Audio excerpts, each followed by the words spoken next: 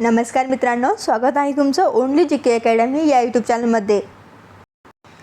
Cabinet मंत्री, राज्यमंत्री आणि उपमंत्री यांच्यात नेमका काय फरक असतो? MPSC, UPSC आणि इतर स्पर्धा परीक्षांमध्ये हमखास विचारला जाणारा हा विषय फक्त आपण काही वेळात समजून घेऊया। चला तर मग आजच्या महत्त्वाच्या व्हिडिओला आपण सुरुवात करूयात। बघा, आजच्या व्हिडिओमध्ये आपण मंत्रिमंडळातील मंत्र्यांचे प्रकार समजून घेणार आहोत। तर मंत्र्यांचे मुख्य किती प्रकार असतात? 3 प्रकार असतात। एक कॅबिनेट मंत्री म्हणजेच कॅबिनेट मिनिस्टर, दुसरे असतात राज्यमंत्री म्हणजेच मिनिस्टर ऑफ स्टेट आणि तिसरे असतात उपमंत्री डेप्युटी मिनिस्टर। तर या 3 मंत्र्यांचे मुख्य 3 प्रकार आहेत।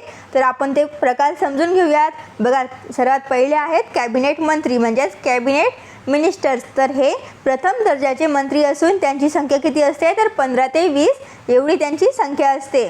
कॅबिनेट मंत्र्यांची संख्या ही 15 ते 20 एवढी असते। हे प्रथम दर्जाचे मंत्री असून त्यांची संख्या लक्षात ठेवा 15 ते 20 एवढी असते। अर्थ, परराष्ट्र संबंध, संरक्षण, गृह, दळणवळण, रेल्वे, कृषी इत्यादी महत्त्वाची खाती ही कॅबिनेट मंत्र्यांकडे असतात। कॅबिनेट मंत्र्यांकडे कोणती महत्त्वाची खाती असतात? तर अर्थ, परराष्ट्र संबंध, संरक्षण, गृह, दळणवळण, रेल्वे, कृषी इत्यादी महत्त्वाची खाती ही कॅबिनेट मंत्र्यांकडे असतात। मंत्रिमंडळाची बैठक म्हणजेच कॅबिनेट मंत्र्यांची बैठक असते। लक्षात ठेवा, मंत्रिमंडळाची बैठक म्हणजेच कोणाची? तर कॅबिनेट मंत्र्यांची बैठक असते। बघा, दुसरे आहेत राज्यमंत्री म्हणजेच मिनिस्टर ऑफ स्टेट।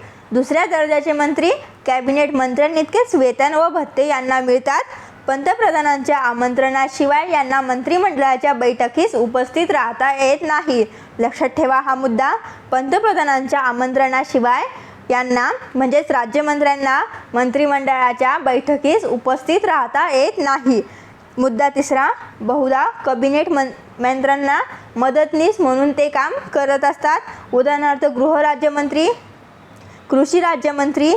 बघा, मुद्दा चौथा, राज्यमंत्र्यांना स्वतंत्र कार्यभार दिल्यास ते कॅबिनेट मंत्र्यांप्रमाणे कार्य करतात, मात्र त्यांना कॅबिनेटच्या सभांना उपस्थित राहता येत नाही। ते कोण असतात? तर राज्यमंत्री। संख्या ही त्यांची 16 ते 20 इतकी अपेक्षित असते। राज्यमंत्र्यांची संख्या ही 16 ते 20 एवढी असते। लक्षात ठेवा, दुसऱ्या दर्जाचे मंत्री म्हणजेच कॅबिनेट मंत्र्यांएवढेच वेतन व भत्ते यांना मिळत असतात। तर ते कोण? मिनिस्टर ऑफ स्टेट म्हणजेच राज्यमंत्री, दुसऱ्या क्रमांकाचे मंत्री।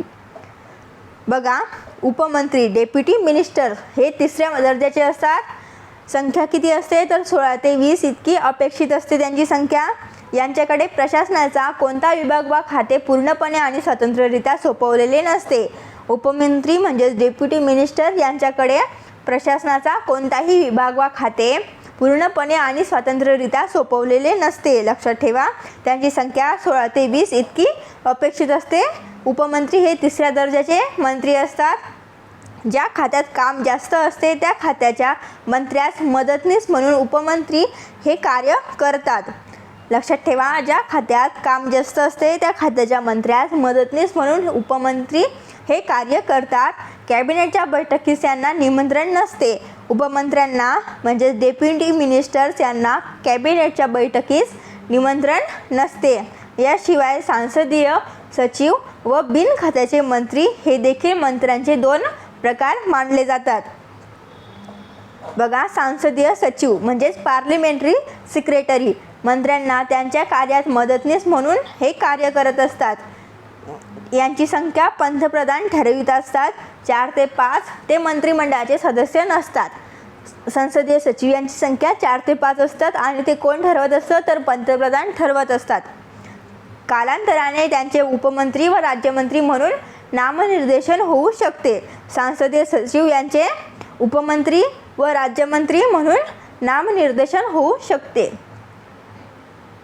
बिनखात्याचे मंत्री आहेत म्हणजेच काय? Ministers without portfolio. यांच्याकडे प्रशासनाचे कोणतेच खाते नसते।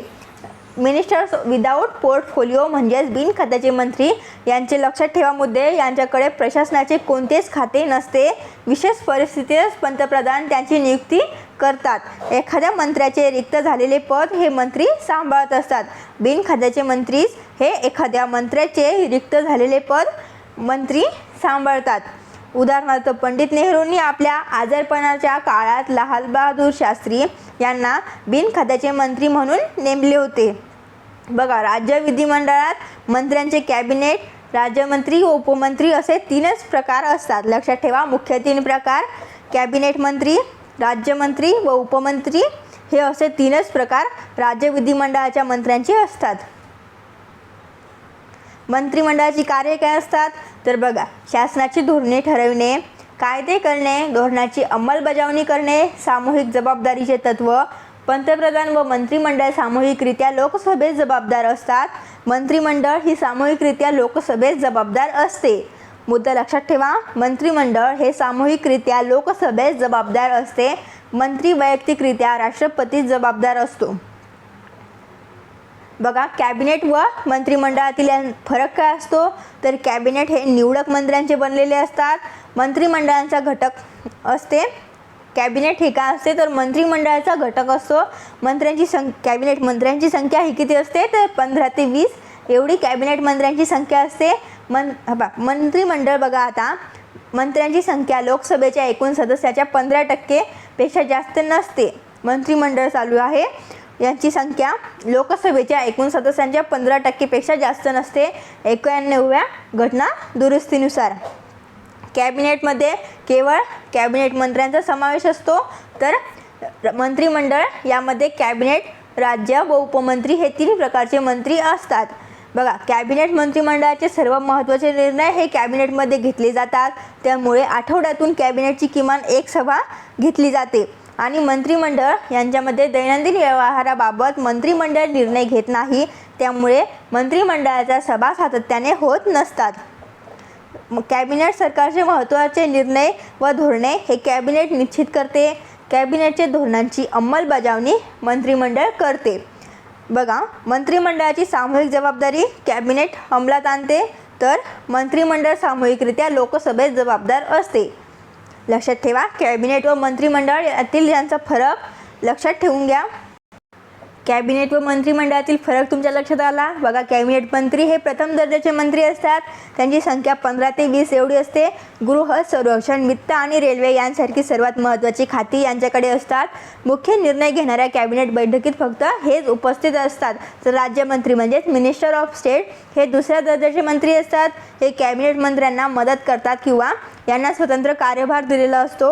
निमंत्रणाशिवाय हे कॅबिनेटच्या बैठकीला जाऊ शकत नाहीत. तर उपमंत्री म्हणजेच डेप्युटी मिनिस्टर्स हे 3ऱ्या दर्जाचे मंत्री असतात. यांच्याकडे स्वतंत्र खाते नसते, तर ते वरिष्ठ मंत्र्यांना मदत करतात. तसेच बिनखात्याचे मंत्री, मिनिस्टर विदाऊट पोर्टफोलिओ असे त्यांना म्हटले जाते. हे बघा, उदाहरणार्थ पंडित नेहरूंनी आजारपणात लाल बहादूर शास्त्रींना बिनखात्याचे मंत्री म्हणून नेमले होते. तसेच हे बिनखात्याचे मंत्री नेमले जातात. आता तुमच्यासाठी एक महत्त्वाचा प्रश्न बघा, भारतीय राज्यघटनेच्या कितव्या दुरुस्तीनुसार मंत्रिमंडळाची संख्या लोकसभेच्या 15% पेक्षा जास्त नसावी असा नियम केला गेला? तर बघा, 2 पर्याय तिथे, 86वी घटना दुरुस्ती आणि 91वी दुरुस्ती. तर हे बघा, आपण कॅबिनेट व मंत्रिमंडळातील फरक हे दोन्ही बघताना याचं उत्तर मी तुम्हाला सांगितलेलं आहे. उत्तर कमेंट बॉक्समध्ये नक्की द्या. अशाच महत्त्वाच्या माहितीसाठी चॅनलला आता सबस्क्राईब करा. व्हिडिओ आवडला असेल व्हिडिओला लाईक करा आणि आपल्या विद्यार्थी मित्रांना हा व्हिडिओ शेअर करायला विसरू नका.